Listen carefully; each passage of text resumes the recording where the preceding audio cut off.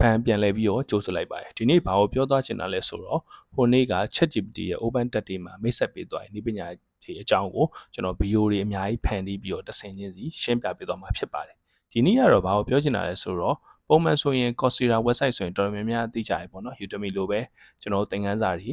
ကြည့်လို့ရတယ်လေးလာလို့ရတယ် website ပေါ့နော်ဒါပေမဲ့ကျွန်တော်ကအခုဆိုရင် Coursera website ကိုတွားစရာမလိုတော့မဲ့ ChatGPT ကနေကျွန်တော်တို့ Coursera website မှာရှိတဲ့အကြောင်းတွေကိုလေ့လာလို့ရတော့မှာဖြစ်ပါတယ်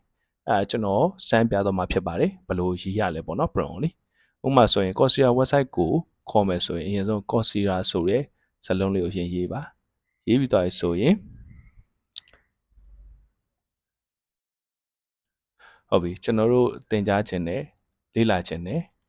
အကြောင်းအရာလေးကိုရိုက်ပါကျွန်တော်ကတော့ဒီ blockchain နဲ့ပတ်သက်ပြီးလေ့လာခြင်းနဲ့ပေါ့နော်အဲကြောင့်မလို့ can you teach me something about blockchain okay ဘာတွေဆက်ဖြစ်သွားမလဲကြည့်လိုက်အောင်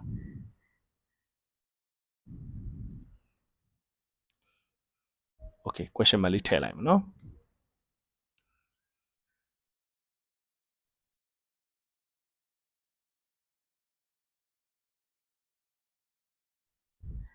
okay